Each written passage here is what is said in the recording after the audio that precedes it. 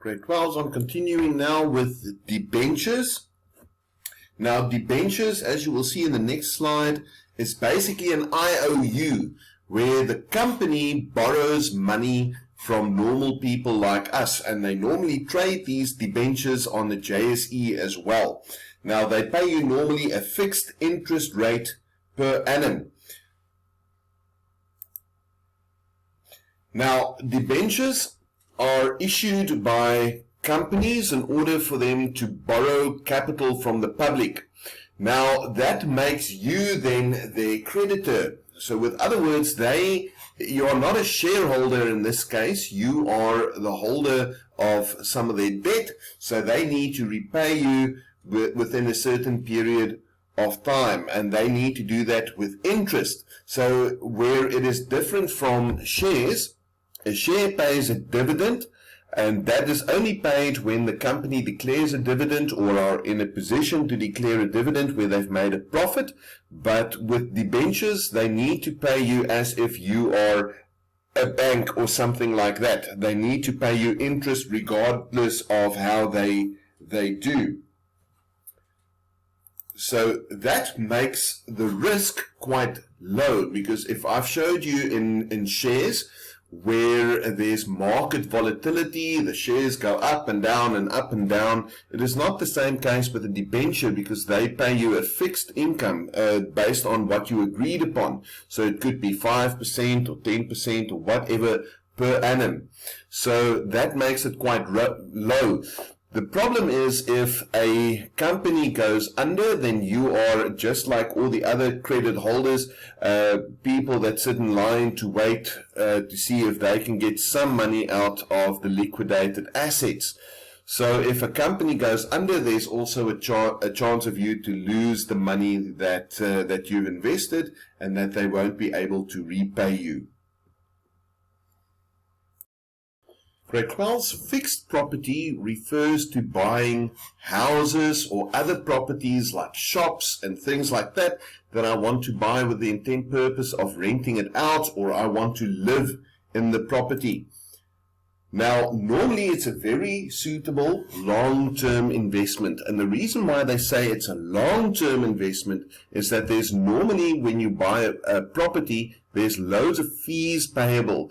These could be things like transfer duties. I need to pay the attorney to register my property in my name, and these things can be quite expensive. So my property needs to have time to actually grow larger than what those fees are.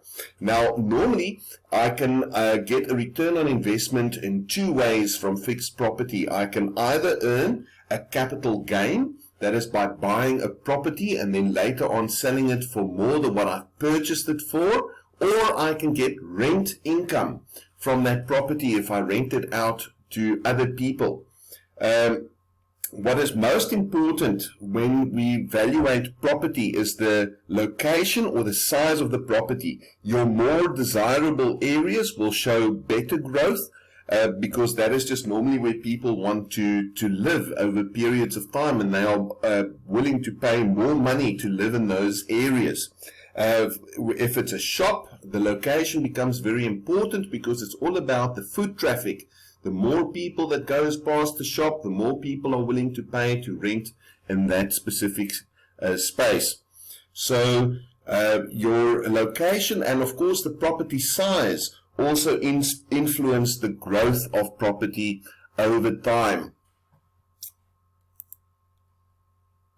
Now, the risk on a fixed property over a long period of time is quite low.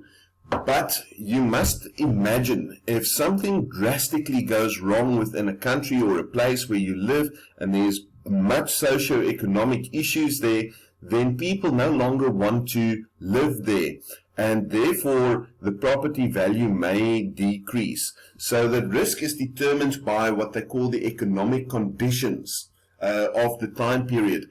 At the moment, our country is in deep economic and financial nonsense. So the problem that we have now is that people don't have the money to spend on property, and if you want to sell property now, it becomes very difficult. People just don't have the money to do that. So people with property they want to sell, it's probably best to hold on to that property for a longer period of time until the conditions improve. Grade 12, we are going to speak about retail savings bonds now, and as you can see in my first picture here, RSA retail savings bonds is an initiative from the South African Treasury or the National Treasury, and basically what it boils down to is normal citizens buy bonds on the JSE or retail savings bonds, and that is like a loan to government, and government repays you with interest. The whole idea behind the retail savings bond was that the government wanted to encourage savings from the South African people, and they launched retail savings bonds.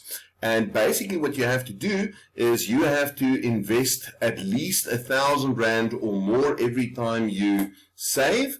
And then there are two different types of bonds that you can get. You get an interest rate linked, or inflation linked one, and a fixed interest rate one. And then you can determine different dates or different times. It's a 2-year period or a 5-year, and I cannot remember what the other one was, but it's basically an instrument where the government borrows money from you, and then they pay you interest, market related normally, every half year.